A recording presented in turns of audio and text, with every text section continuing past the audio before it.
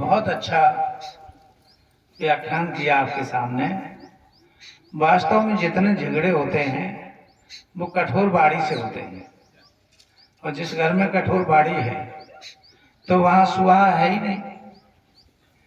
और साधारण लोगों की तो बात क्या। अब याद करो, द्रौपदी ने दुर्योधन को क्या बोला?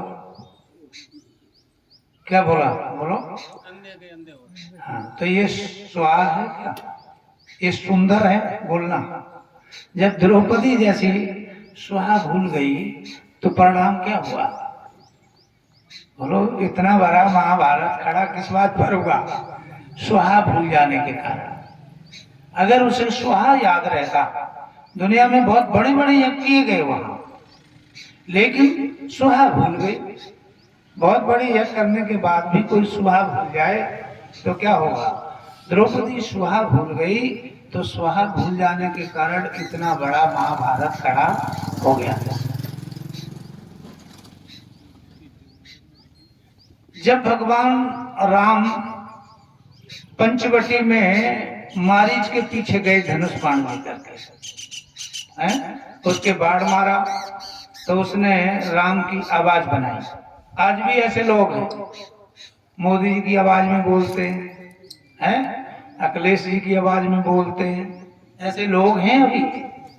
तो पहले भी ऐसे ही रहे होंगे जो किसी की आवाज निकाल लेते हैं। तो वह मारीच जो है राम की आवाज बना करके बोलता है, हा लक्ष्मण, हा लक्ष्मण, हा लक्ष्मण। तो माता जानकी क्या कहते हैं? देखो तुम्हारे भाई पर कोई मुसीबत है। लक्ष्मण ने कहा मेरे भाई पर कोई मुसीबत हो ही नहीं सकती। बोले नहीं, देखो उनका मेरे भाई पे कोई मुसीबत आ ही नहीं सकती, मुझे अपने भाई पर बहुत भरोसा है। तो सीता जी ने क्या बोला लक्ष्मण को? मुझे लगता है कि तुम भी भरत से मिले हुए लगते हो, हैं? तुम भी उनसे मिले हुए हो, सोचते हो ये यहाँ मरे और हमारा निष्कंटक राज हो जाए। जैसे तुम्हारी माँ की भावना, वैसे तुम भी लगता है भरत से ही मिले हो। तो बताओ, लक्ष्मण से ऐसा बोलना क्या सुहा था? गलत था ना? तो सीता जी सब कुछ जानती और ये यज्ञ भी रोज करते, कौशल्या भी करते, पर यज्ञ का जो सार है, जो आत्मा है, उसको भूल गए। बिना आत्मा के शरीर बेकार होता है। ऐसे ही ये यज्ञ जो किया जाता है आपके घर में, वो इसीलिए किया जाता है ताकि सुंदर बोलना सीखें, घर का वातावरण बने, घर का वातावरण सुंदर बने। सीता जी सुहा भूल गई, लक्ष्मण को कठोर बात कहे। परिणाम क्या हुआ कि लक्ष्मण जी सीता जी को छोड़ करके और चले गए। और उसी समय क्या हुआ? रावण आया और सीता का हरण कर लिया। अगर सीता सुहा ना भूलती तो शायद इतनी बड़ी लड़ाई होने की जरूरत ही ना पड़ती। वो सुहा भूल गई। तो यज्ञ का सार है स्वाहा और इदं नमः। ये दो शब्द ऐसे हैं। इदं नमः का अर्थ होता है ये मेरा नहीं है। अगर किसी वस्तु पर व्यक्ति ये सोचने लगे कि ये मेरा नहीं है, तो फिर झगड़ा करेंगे। ये मेरा नहीं है। अगर मेरा नहीं है तो तेरा भी नहीं है। क्यों जी? अगर मेरा नहीं है तो तेरा भी नहीं है, तो फिर किसका है? बोलो। ये धन है जो आपके पास, वो किसका है? अर्थात जब मेरा नहीं है तो तेरा भी नहीं है, तो किसका है? प्रभु का दिया हुआ है। किसी ऋषि ने एक बार प्रश्न किया था राजा से कि ये राज्य किसका है? तेरा है? राजा ने कहा मेरा है। बोले तेरा है तो बता तेरे से पहले किसका था? तेरा यदि ये राज्य है तो तेरे से पहले किसका था? बोले मेरे पिताजी का था। बोले तेरे से बाद किसका होगा? बोले मेरे बाद मेरे पुत्रों का होगा। तो बोले तेरे से पहले किसी और का था और तेरे के बाद किसी और का होगा, फिर बता तेरा है ही क्या? इसलिए वेद माता समझाती है ईशावास्या इदं सर्वं यत् किंचित् जगत्याम जगत् तेन तेन भुंजीथा मां गर्दा का स्वधना। माने ये धन किसका? ये धन प्रभु का है और प्रभु की कृपा से मिला, तो क्या करें? बोले तेन तेन भुंजीथा, त्याग पूर्वक भोग करो। त्याग पूर्वक माने समर्पण का भाव। तो जो इदं नमम और स्वाहा इन दो को पकड़ लेता है उस घर में स्वर्ग आ जाता है। स्वर्ग स्वर्ग जो है कहां पर होता है? इसके लिए वेद माता ने बताया कि स्वर्गम लोकम अवनो नयासी यत्र समझाया पुत्र श्यामा। वेद का मंत्र कहता है स्वर्गम लोकम अवनु नयासी यत्र श्यामा पुत्र श्यामा। माने पत्नी के साथ और बच्चों के साथ घर में रहना ही स्वर्ग होता है।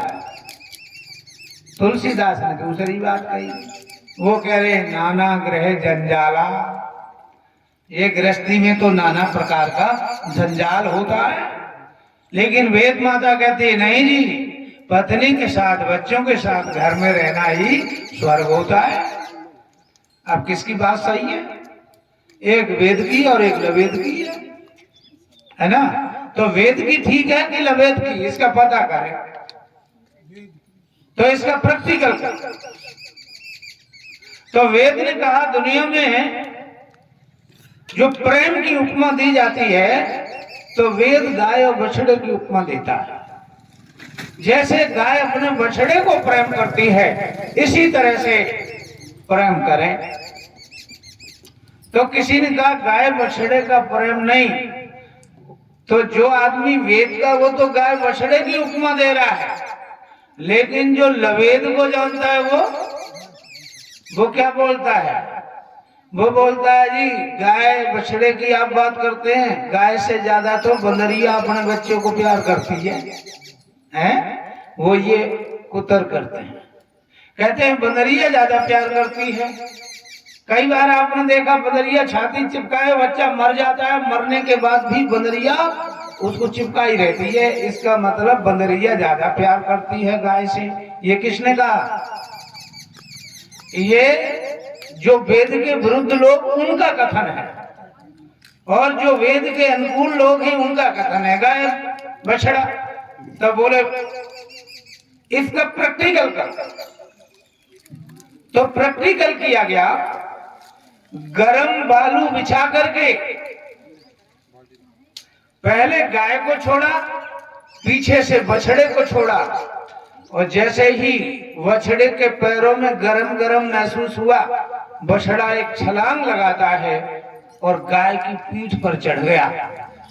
गाय न उछलती है न कूदती है, बड़ी ही सावधानी में गौ माता अपने बछड़े को उस गरम बालू से पार कराती है। अब बोले बंदरिया को छोड़ो, बंदरिया को छोड़ा और बंदरिया के बच्चे को छोड़ा। तो जैसे ही बंदरिया के हाथ पैरों में गरम बालू लगी तो बंदरिया ने बच्चे को लिया झट नीचे और बच्चे के ऊपर बैठ गई।